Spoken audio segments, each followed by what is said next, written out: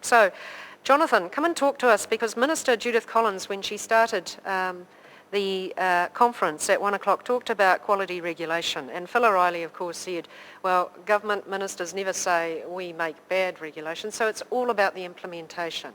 So quality regulation is going to be particularly important because ACT and National have now agreed that a regulatory standards bill of a sort, which no doubt you're working on, will be enacted. And so there's going to be a tool there which is going to be in legislative form as opposed to the current situation with respect to regulatory impact statements and regulatory impact analyses.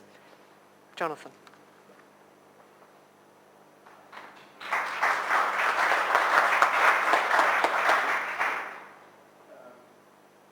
Thanks very much. Good afternoon.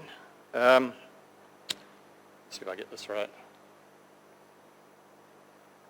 Can I come to the next slide? How do I? It's not going to work. Can you? All right. Yes. Thanks very much. I'll pop the next one up. Thanks. I may not say a lot about the regulatory standards bill for perhaps obvious reasons, but I did want to talk about regulatory impact statements and a little bit of our experience within the Treasury of those. You'll find that quote on page 245 of the Public Law Toolbox. The government has tools to help build those foundations, and they are regulatory impact analysis and the regulatory impact statements that are a summary or that analysis. Regulatory impact statements are mandated by Cabinet and produced by government agencies. Their primary audience is ministers. They enable ministers to meet the first commitment in the government statement on regulation, which is we will introduce new regulation only when we are satisfied that it is required, reasonable and robust. Regulatory impact analysis is the systematic and evidence-based appraisal of policy proposals that involve regulatory options, and by that I mean options to create, amend or repeal legislation.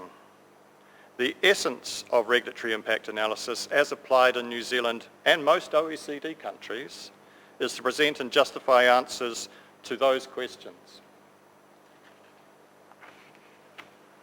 Okay, so it's fairly basic and simple.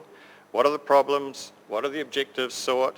The feasible options? What are the anticipated impacts and risks of those options? And sometimes, what do we want to do and why? It does look simple, but regulatory impact analysis in practice can be challenging. Policy problems are often complex. People value objectives differently. Data and evidence may be limited or missing. The policy process itself may have tight timeframes or other constraints. Regulatory impact analysis is the agency's responsibility. So if ministers are to take informed policy decisions, they must also consider what weight to put on that analysis. And there are three ways we try to help ministers with that. The first is to expect appropriate consultation. This not only supports additional input into the analysis, but also the reporting of alternative points of view. The second is to be transparent about the known uncertainties, weaknesses and constraints. We do this through requiring agencies to produce or to attach a disclosure statement to their regulatory impact statement. The third is to offer Cabinet a second opinion on the quality of the analysis. This is provided by someone who is not involved or responsible for the policy work. For statements involving significant impacts or risks, which is about 50 a year, this opinion is provided by a small dedicated team in the Treasury. In less significant cases, it'll be a designated person or panel from the agency preparing the statement. The reviewer does not look at or comment on the policy conclusions as such, but asks those questions about the combined regulatory impact and agency disclosure statement. Is the analysis presented complete, convincing, clear, concise, and I misconsulted, but it's there. It's the 5 rather than the 7 Cs. These 3 measures have led to improvements, but Treasury's own QA opinions and an independent review we commissioned from NZAER shows that the quality of final regulatory impact statements is still pretty mixed.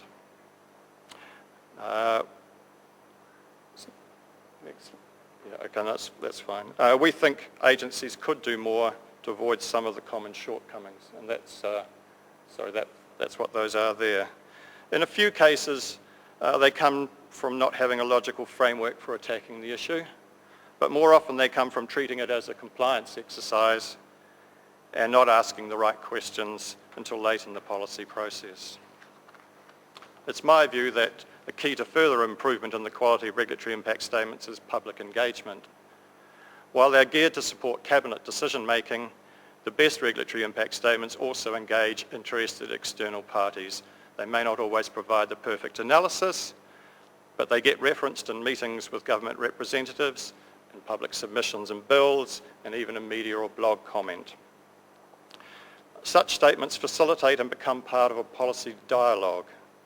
I've had some personal experience of this with the statement that I had to prepare concerning the current regulatory standards bill.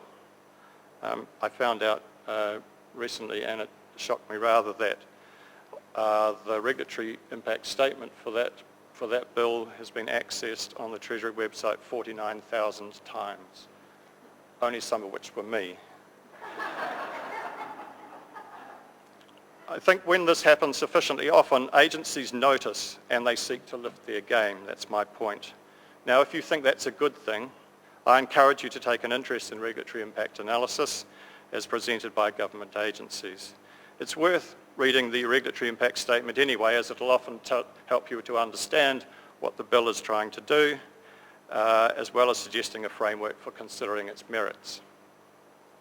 But I particularly encourage you to raise the agency analysis whenever you comment on regulatory proposals, both when the impact analysis is good, or at least helpful, and when it's bad. And there are more opportunities for that than you might think. My suggestion is, if the analysis is helpful, build on that when you comment. If it's poor, why not say so? If it's absent, ask why. And then more regulatory impact analysis and statements will become part of the policy dialogue and perhaps get the agency attention that they deserve. And that does increase the chances of a better legislative result. Thank you.